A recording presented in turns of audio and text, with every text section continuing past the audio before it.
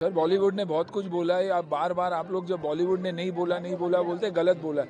जिनको बोलना है बोले, वो एक चांस देना चाहिए और न कि उनके ऊपर झपटना। जो हमारे प्रधानमंत्री चाहते हैं, जो लीडर्स चाहते हैं, वैसे ही होना चाहिए। राजपूतों की कहानी है, सर धड़ से अलग हो जाता है लेकिन आखिरी दम तक लड़ते रहते हैं और हम हमेशा देश के लिए करते आए। तो आई थिंक उन्हीं के लिए ये फिल्म बनाई गई, उन अनसंग हीरोज़ के बारे में जिनके बारे में हम कभी पढ़ते नहीं है, हमारे किताबों में कभी लिखा नहीं गया है।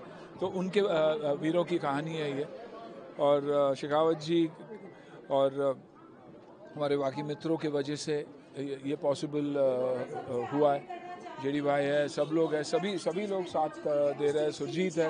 सुरजीत हमेशा पहले आ जाता है कि जब भी कोई देशभक्ति के बारे में फिल्म बनती है तो आई थिंक हमारे राजपूत भाई पहले आ जाते हैं। तो आई थिंक ये हिंदुस्तान की कहानी है, हिंदुस्तान की हर उस नागरिक की कहानी है जो देश के लिए आगे खड़े रहने के लिए तैयार होता है। सर एक अभी हाल ही में एक ऑपरेशन सिंदूर चलाया गया जी, हालांकि बॉलीवुड कुछ बोला नहीं। सर बॉलीवुड ने बहुत कुछ बोला है। आप बार बार आप लोग जब बॉलीवुड ने नहीं बोला बोलते, गलत बोला है।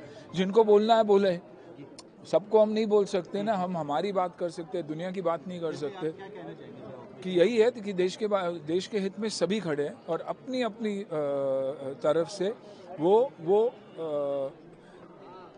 अपना जो प्यार है और अपनी जो फीलिंग है वो दोहराते हैं, दिखाते हैं दुनिया को।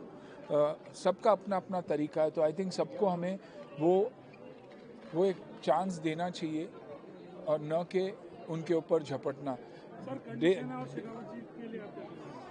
कि हमेशा जब देश की बात आती है, राजपूत की बात आती है, समाज की बात आती है, हिंदुस्तान की बात आती है, तो पहले आगे आते हैं।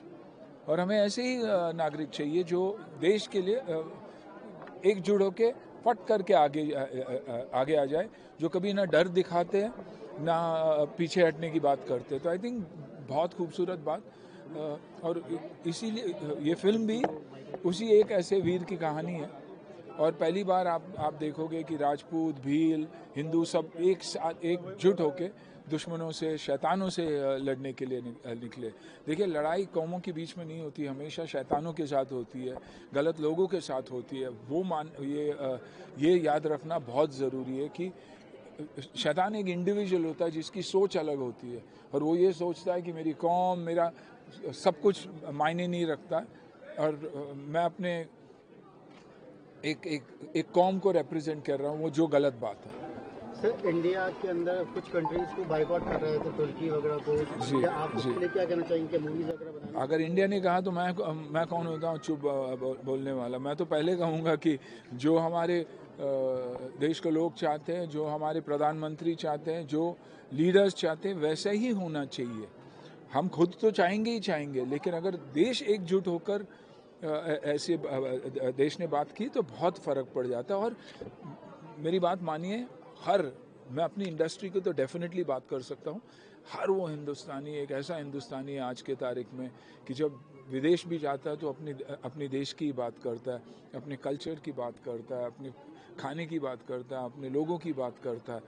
ये इस देश की खूबी। और इसीलिए हम एकजुट होकर आज नंबर 2 और नंबर 3 दुनिया के मोस्ट पावरफुल नेशंस की तरफ बढ़ते जा रहे हैं।